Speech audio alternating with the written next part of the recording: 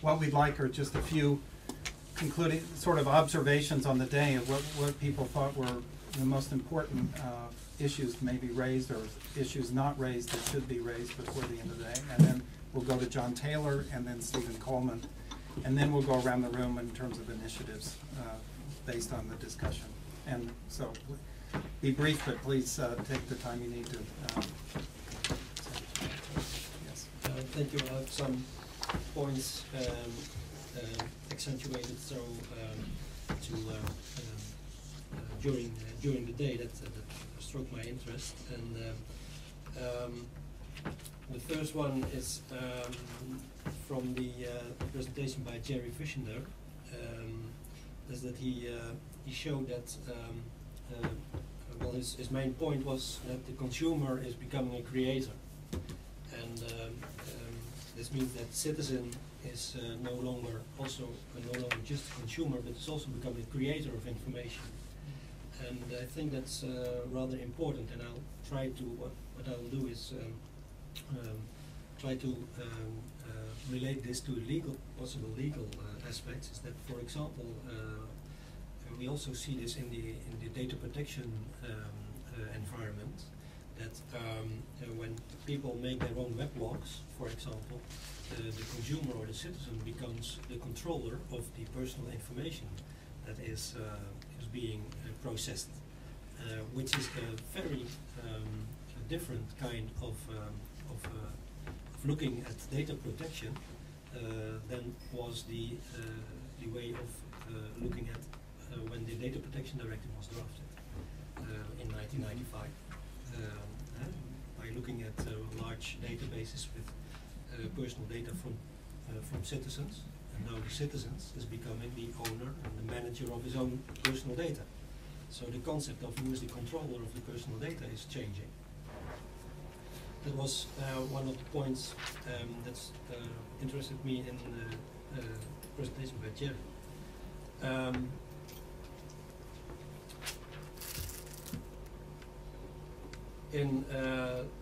Helen and Rebecca presented the top 10 barriers from the survey.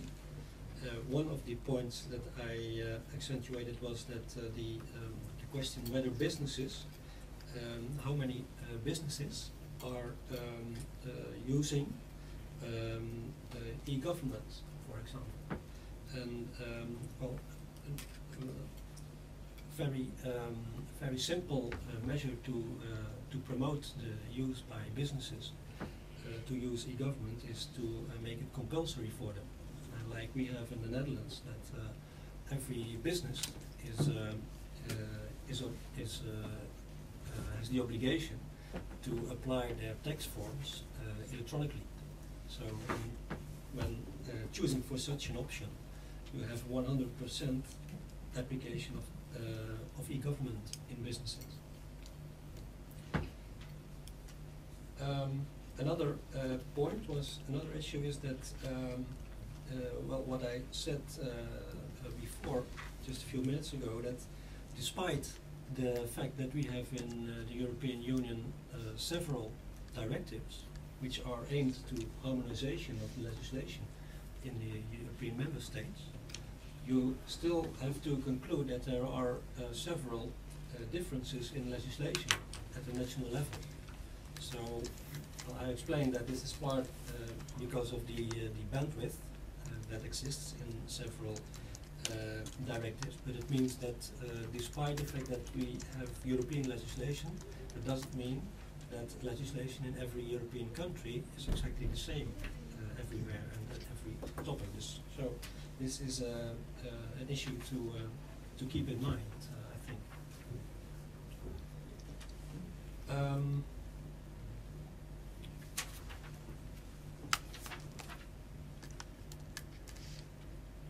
With regard to the presentation by Chris Parker, I asked him, for example, who the addressee is of the alternative perspective that he presented us. And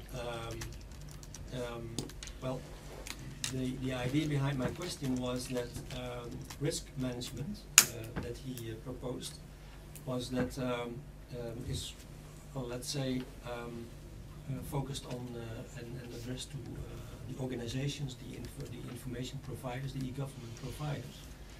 While from a legal perspective, you might also see that the addressee of an alternative perspective could be the legislator at a national level or at a European level. It might be that to minimize the risks for e-government on certain levels, it also could be possible that national or European legislators should take some measures to their part of the risk management, you could say.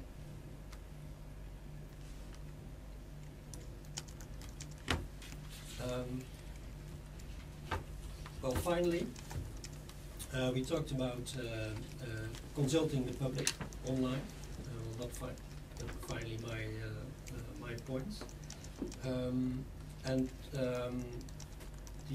One of the issues that we discussed was the risk for, let's say, the undemocratic effects of electronic consultations and the right to anonymity, for example. I think it's relevant to make a definition of what e-consultation is and how we understand it. Is it also about e-voting, or is it only e-discussion? Or are these two examples of the concept of e-consultation? I think that must be clear. I think it's also important from a legal perspective what the purpose is of e-consultation, and also who the respondents are. Are they volunteers, or is it compulsory for citizens to participate in an e-consultation? I think that issues make it different from a legal perspective, make it result in other legal consequences for looking at e-consultation. And I think that were my 5 minutes. Okay, thank you very much. John Taylor. Yeah, I also went through making notes and extensively, and that shows, in my book at least, what a good day it's been in terms of the contributions we've had, and I particularly enjoyed it, as a matter of fact. I think it's been excellent. I liked it particularly when we were at the general level, however, the morning and the first session of the afternoon. When it became a project meeting, it became a little bit more a bit more esoteric, and clearly there are differences of views around the project team, and they'll be sorted out, and you'll get on track, I'm sure. And the whole business of DCR seems to me to be quite intriguing, and good luck with it. So anyway, a good day, good contributions. I've got 3, I think, substantive points. And then the 4th one, which might try and join everything up, I don't know. The first one really came from listening, I think, to Jerry Fishenden after having listened to the earlier presenters, and reflecting on this this tormented nature of what we tend to call e-government, a term I don't like, which leads, I think, to this expectations achievements gap. And this constant widening, it seems to me, or at least non-reducible gap between expectations of e-government and what you can achieve with e-government, because the pace of technical change, technological thinking is so rapid. We're moving to Web 2.0. Well, most of our populations have never even grappled with, the most rudimentary versions of Web 1.0, so there's all this kind of mismatch going on, which I thought Jerry's excellent presentation, I was really pleased to hear it, really sharpened focus upon. That's what I call this expectations achievement gap, in which case, e-government, if we're to call it that, has got itself by the tail.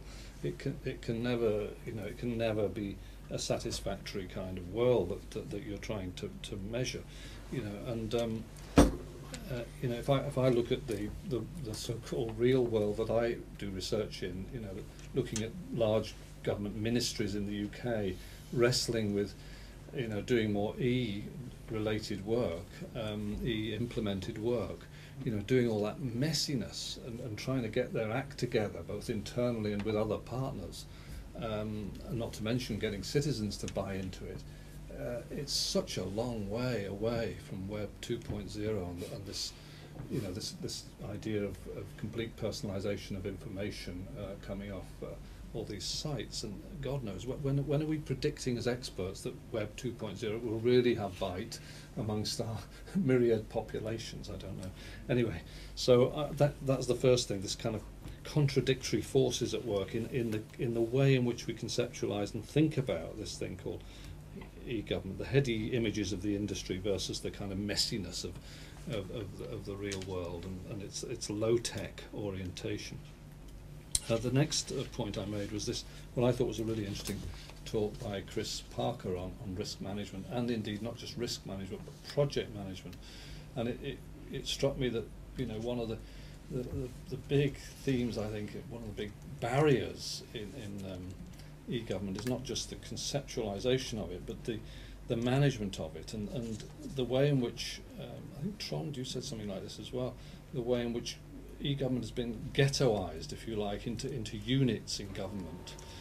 We have an e-government unit, or we have a e-envoy's office, or whatever it is. You've got an e-government unit you're running there, and by ghettoizing, we don't achieve what we wanted to achieve, which is to join things up, because everybody can point to this thing called an e-government unit, and that does that, and it's all nicely and neatly packaged and what I call ghettoized.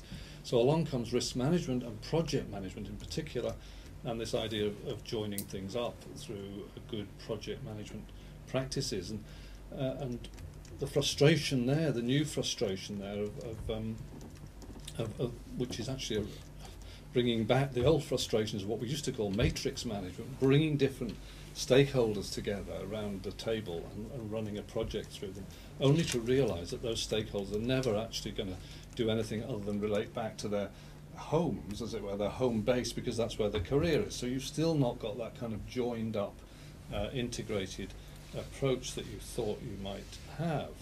And it struck me that something else that Jerry Fishenden talked about, and which is all over Accenture at the moment, is that might be the way forward with all of this, which is that we need to move away from e-government, yes, and he talked about T-government, transformational government, and what that suggests to me strategically from within this strategic management perspective is that you've then got the hope of bringing on board your champions at the very topmost level of government, the politicians and the most senior administrators. In other words, if you jettison e-government and start talking about something that might be called T-government or just government, for God's sake, then you really might start enlisting the right people to do the right pushing at the top of government. So those are thoughts that came to my mind from that session. And then finally on the consultation session, and I'll be brief on this one, or briefer,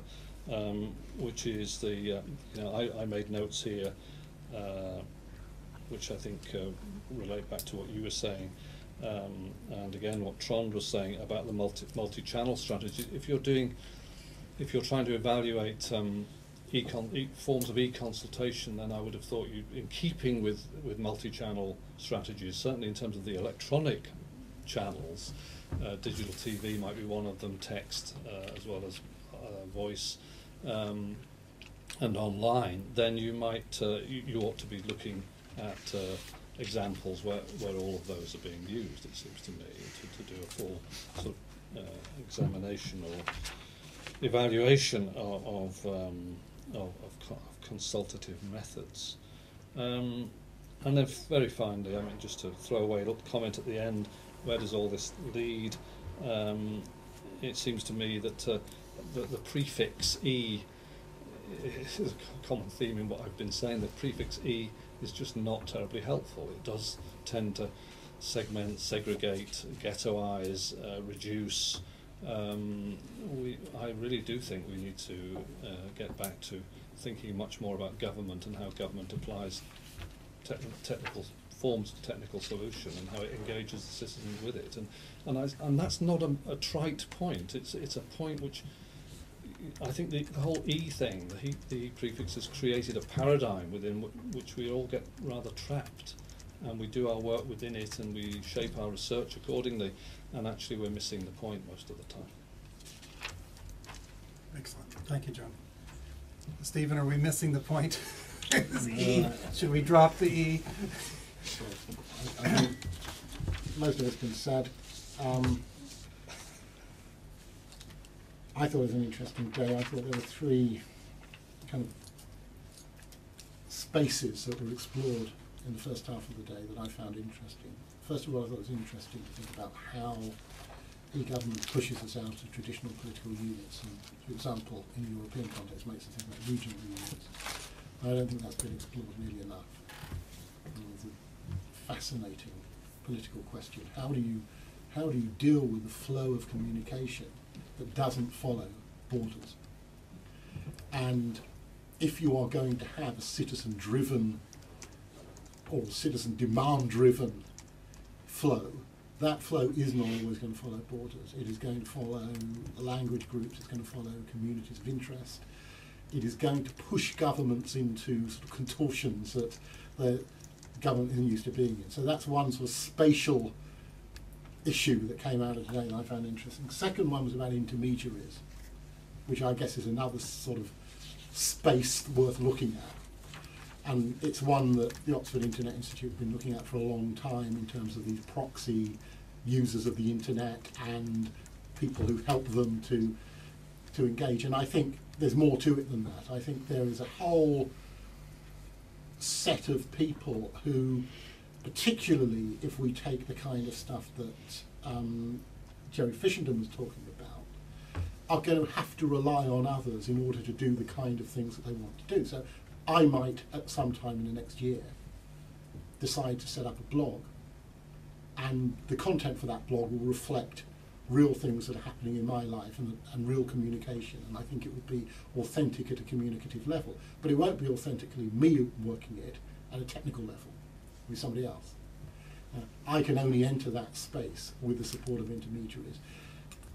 How do you institutionalise those intermediaries? Big ones like the BBC, small ones like people in local communities who fix things for people and help them to relate to government. What work has been done on how Citizens Advice Bureau are working on e-government? Sure, lots of work, but it seems to me fairly central. What work is done on local voluntary activists helping people not just to fix their computers, but to take part in a discussion or to improve a service? I think the role of those intermediaries is interesting. And incidentally, there was a very interesting sort of detour that the European Commission went on in relation to this, which was the interactive policy making unit. Now I think probably not something talked about a lot, but that was based entirely on the assumption that the relationship between an institution and a mass public has to be intelligent intermediaries who can both translate to the public what the institution is talking about and translate back to the institution what the public are talking about. That's a traditional role of journalists and broadcasters. How does this work in the online world? The third space that I was surprised to find myself thinking about today is kind of the comparative significance of the offline world. How much do we know about offline in order to make sense of either our optimism and particularly our pessimism about online?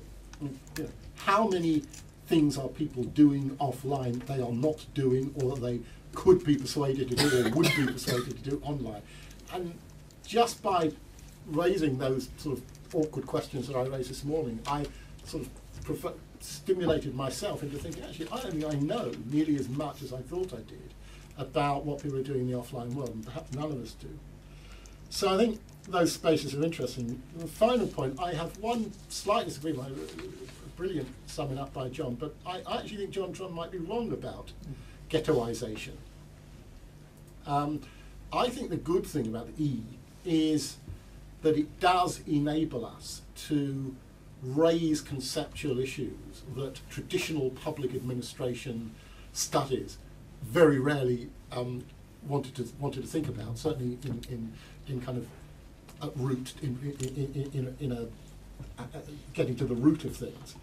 So I think what e-government forces us to do, and what e-participation and e-democracy forces us to do, is to translate between technical mechanisms and structures and culture.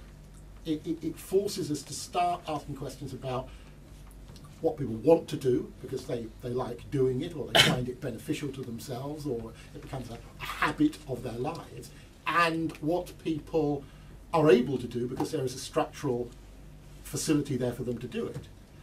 And outside of the E language, the E prefix, it's actually very hard to do that.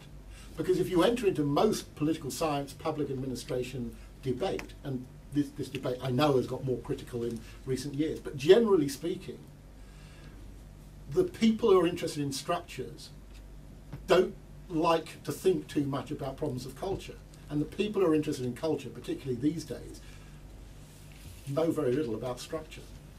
And I actually like the way that these two tensions between structure and culture are constantly forced upon us when we think about the E connection. And although it is forced upon us in terms of translation from within the ghetto to outside, it also is, I think, performing a service, because it's about rethinking governance and all of the things that are much bigger issues than e-government, which are part of the changes that are going on around us. So, like John, I found it a very stimulating day. It reminded me actually that the wider, because working in my field, one tends to think about e-government as the big sort of monster, which e-democracy operates in the shadow of this monster, and which is sort of is essentially about delivering, electronic emptying of dustbins. And actually thinking about it, it is still a very dynamic and ongoing debate about e-government that we need to have. Okay, very good. Well then, can we just take, if we could just go around the table and literally 2 minutes, we won't have any more summaries, and because these have been extremely helpful and I think added to the day, but would like, so what is the question, which is, what do we do? What could be done to address any of the issues that came up today in terms of recommendations, initiatives? And clearly we're brainstorming in a sense, but are there suggestions that may have come up from today that you'd like to surface? Would anybody like to kick that off, or yes, please? Three points, if I come on those. The first one is I bothered about the reductionist way that we tend to approach government or e-government, and almost as though the technology defines what we mean by government. We tend now to be talking about government as a deliverer of services, and government is obviously a lot more than that. Thinking about it in terms of the guardian of social cohesion in a local area, it's much more than just delivering services.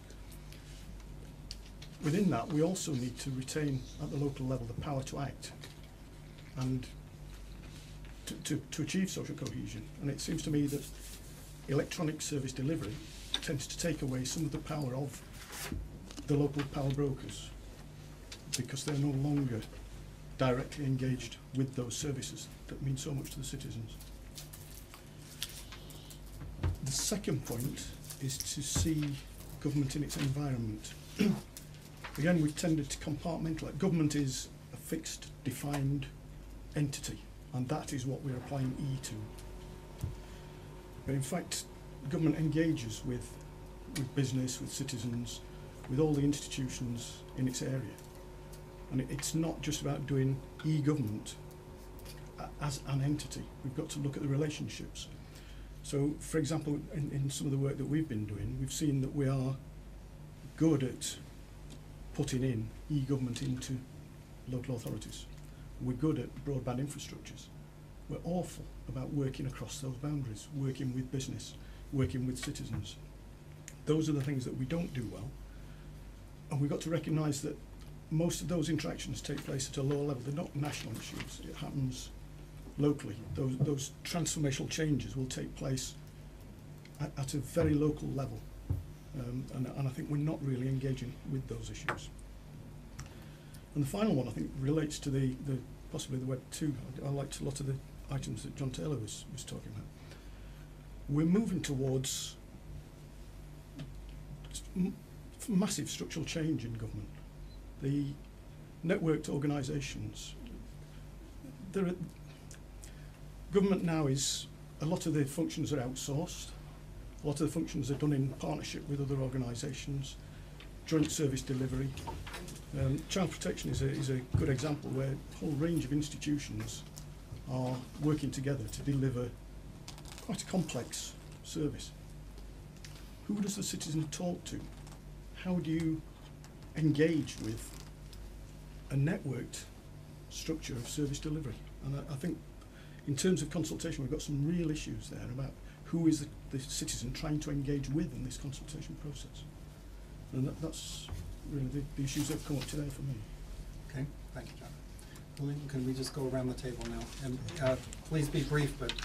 I will be very brief, okay. very, very brief. So, as Chris Parker told this morning, e-government is only a tool to modernize government and public administration. So promoting e-gov services is not only a task of IT experts or managers, but of legal experts as well. So which is my proposal? Because, to develop from the beginning of the projects multidisciplinary teams to correctly design and manage with eGov services and projects from a preventive perspective. So law is not a barrier. Almost everything can be done, but it must be done correctly from the legal perspective. That's all. Brief? Thank you very much. Please. And again, state your name so that we can get that on. I'm Cristina dos Santos from Crete, University of Namur. My question is for the European Commission.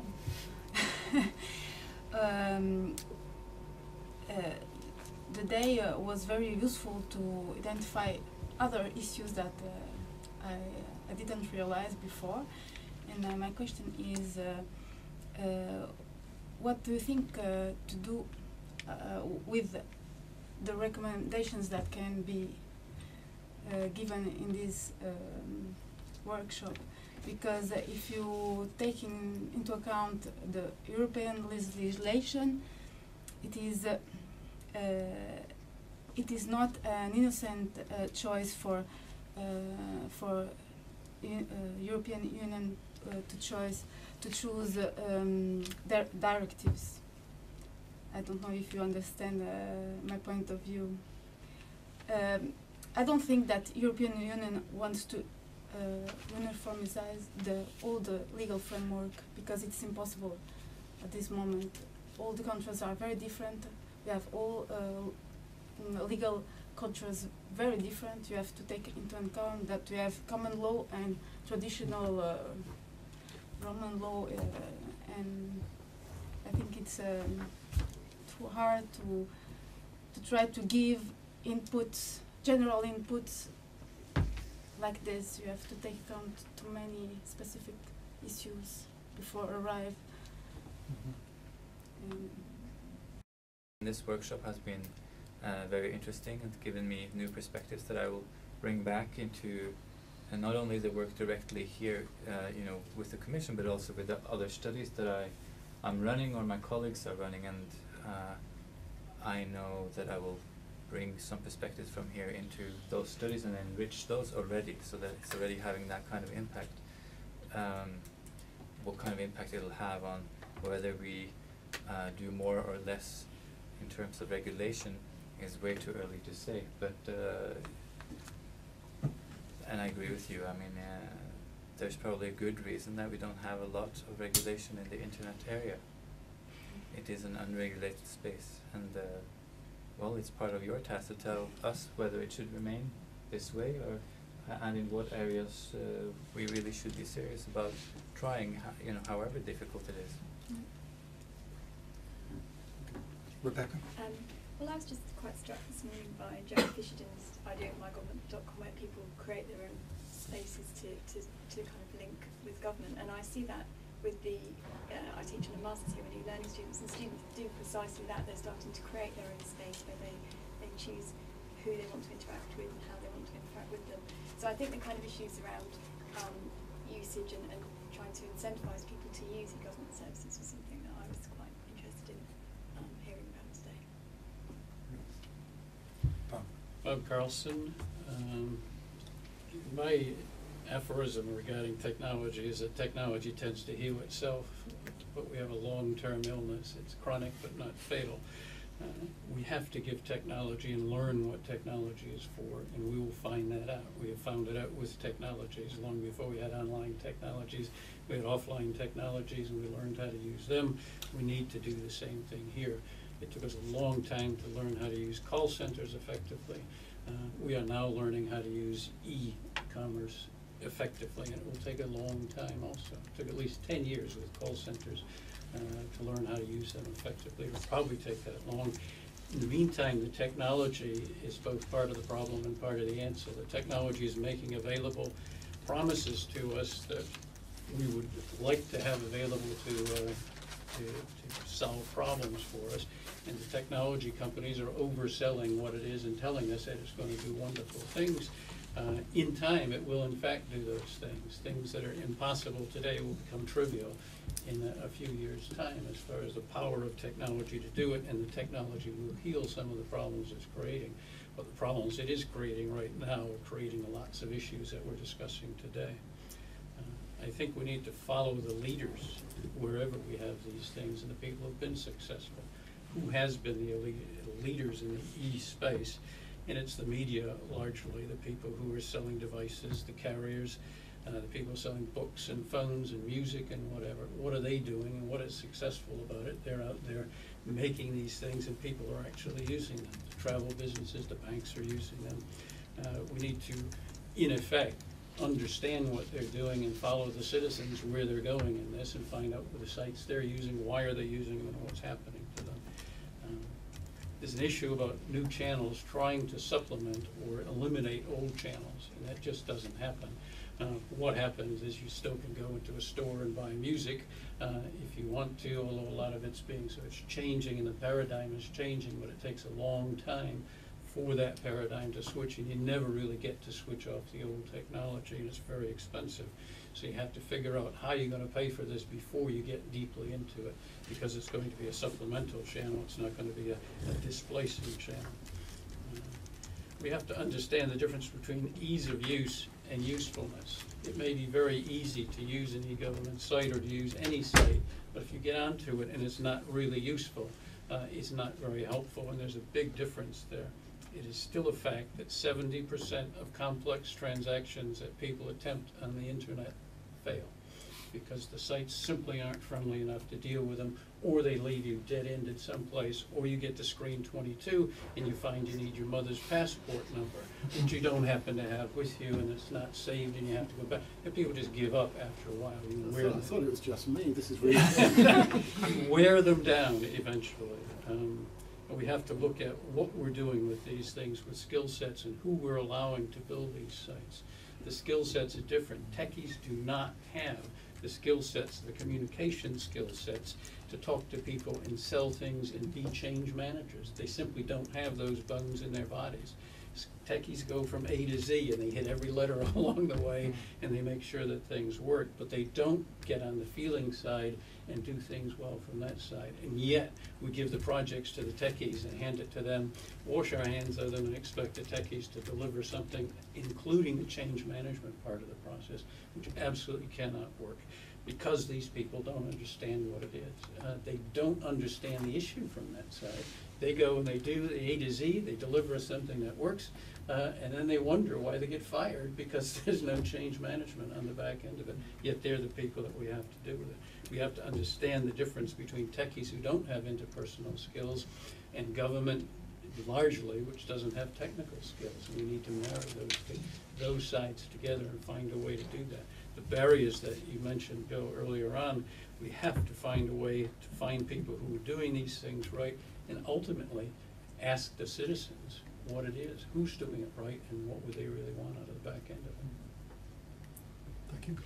Shefali Berker, I guess my thought is, it sort of builds on what Bob said, and that is, well, we talked of you're using certain defined technologies in or existing technologies with existing processes and existing sort of structures, but where is there a place where one can actually re-engineer both the process and the technology so that there's a sort of a complementary sort of meeting point for both, so a process re-engineering and a technological sort of change. Yeah. Yeah, from my perspective, because on within the project is maybe more related to the project itself, but one of the questions Stephen already put on the table is, what do we exactly do offline with government? I was thinking about it myself. Why do I need government offline? And I couldn't come up with a lot of things. So then the question is, well, why do I need government online? If I don't use it offline, when I'm going to use it online? And especially when I look at myself, I'm interested in a local level to a large extent. When they're going to cut trees in my street, which I don't like, I'm going to scream. When they're going to make a street in my province, I might think about it. And when it gets to a further off level, my interest might diminish. And I'm even interested in the field, so people who are less interested, I try to see where is the feeling for pan-European e-government, and what are we going to achieve what do we want to achieve with pan-European e-government? What are the services or the things the European Union wants to do with e-government? And I think for the project it would for me be interesting to have such a case study implemented, to get a concrete example from the European Union. Well, we want to implement this kind of e-government service, and what are the concrete barriers we are going to encounter when we want to achieve this. We want to achieve this for this and this reason, because also that can be very different from, the angle to choose for e-government can be very different, and the angle can be very determining why you encounter certain barriers, especially in the legal field. So that would be my recommendation, to include one more concrete example into the project, to make it a little less abstract at certain points. Thank you. Tim, you want to? Yeah, I've been wondering about the value potentially of intermediaries. This came up to some extent in a project I'm involved with Helen for the National Audit Office, where we found, so it's on tax and e-filing, and we found that in Greece they've got fantastically high levels of e-filing and fantastically low levels of internet penetration. And the reason it works is because they all go to their taxman, their tax advisor who submits online. So this low level of penetration doesn't seem to be a problem, because so you can get lots of the benefits of efficiency savings and so on in Greece. So increase tax evasion and more people will go online. I mean, the reason Greeks go to accountants is to evade taxes. I guess there's one point I noticed that we sort of mentioned today. It's related to the question of intermediaries, and that's the question of segmentation. Chris Parker mentioned it, sort of the level of understanding and segmentation. And certainly, if you think about, I mean, I thought it was very interesting, the discussion of the idea of MyGov, and as John pointed out, there is a big gap between sort of MyGov and e-government as it exists now. But perhaps sort of a step on the way to that is a decent segmentation, because you can do so much with segmentation. If you understand who the people are you're acting with, and this applies to any organisation, but in my experience government are particularly bad at this, or at least UK government is on identifying who the people it wants to interact with are, and what groups they fall into, and how they might be treated differently. And this particularly applies to intermediaries who often can be treated differently. You can treat tax consultants differently, for example, when it comes to digital citizen rights. People feel very uncomfortable about mandating citizens to do things, but they're very happy about mandating tax consultants to do things because they don't think they have any rights. In general, they're not very, they're not a group that people worry about enormously. So you really can treat different groups in different ways in all sorts different ways, and that applies to the, you know, internet users and non-internet users. You just have to treat them in different ways, and there are groups within those groups. So that's the intermediary step between sort of eGovernment and my government. Okay. Bill Dutton, and I'll try to be as brief as possible, but I do want to to start at the. I was also taken by the MyGov presentation because I actually think it was quite motivating, and because it pointed out the importance of continuing to push technological innovation as maybe, you know, something you forget. I think a lot of the work in eGovernment sort of forgets that. It is really much of it's going on at the Web 1.0 level in Jerry's terminology, and not thinking about continuing innovation. And when you think about MyGov, and in other words, the idea of what developments with blogging, with tagging, with user-generated home pages that have exactly the RS feeds they need and so forth, there are suggestions that eGovernment could be more user-driven. That is, in other words, user innovation could drive greater take-up of eGovernment, maybe. So that seems to be a promise in the future that's maybe I didn't recognize as clearly coming in.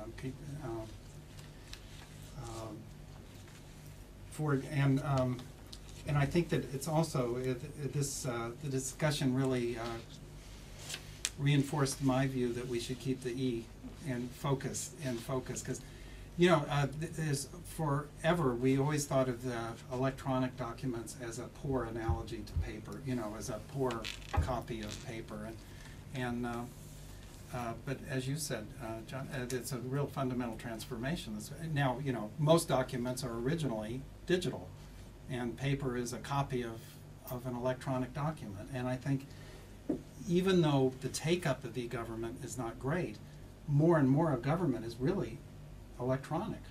And in terms of the files, in terms of the transactions, in terms of the accounts, etc.